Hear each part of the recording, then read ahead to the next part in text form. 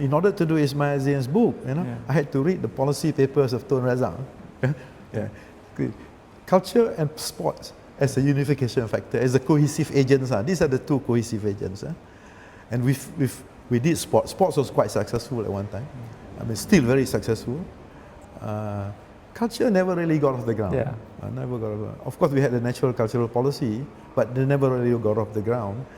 So it's not too late to go back to it. But over time, what is sad is that artists, when they finish art school, they might get first class honors from ITM or first class honors from MIA or MMU or all these art schools. They cannot walk out of campus and say, I now have a career. They cannot confidently say, I have a career. And why is that? I can now have a career, I can become a good artist, I can buy a property, I can mortgage the property to the bank, I can raise capital, I can go and buy 10 acres in the rural outside and build a studio. I cannot. They cannot have a career.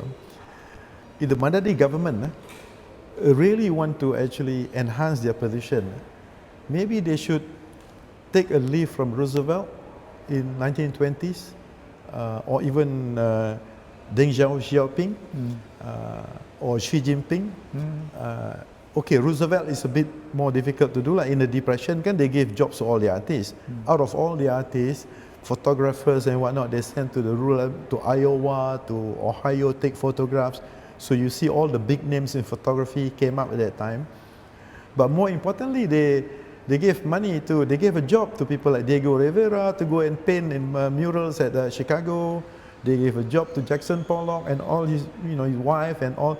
But what turned out of that is abstract expressionism, right? So a movement of art that's definitive of America.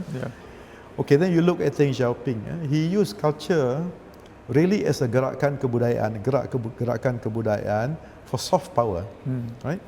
So he created art villages in Beijing and art districts in Beijing and whatnot. But also, and then he forced the so-called GLC, the state-owned companies, to purchase art.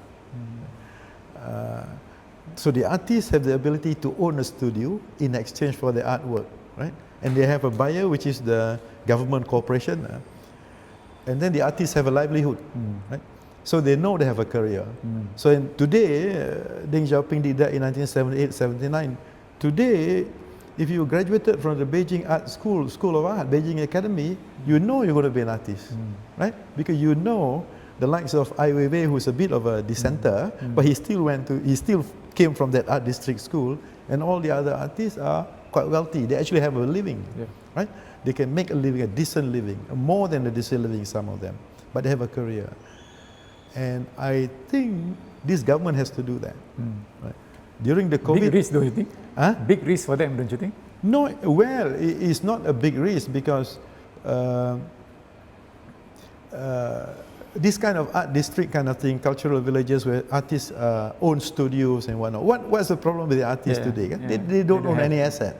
Their asset is actually a bunch of paintings and whatnot, canvases. But the Malaysian society does not respect if you own 100 canvases. Malaysian society respect if you own a house.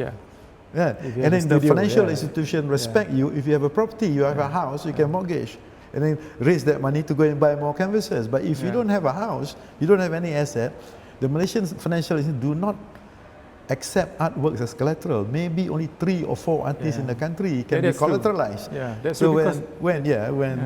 So which is why it's very important to write about the artists, because then there is a reference material for this young investment banker or young credit officer in a Maybank will say, oh, there are 10 articles about Latif Muhyiddin. Okay, maybe he's worth, he's worth a few $100,000.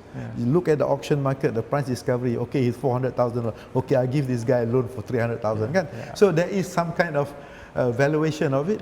But if you don't write about the artist, how do you know?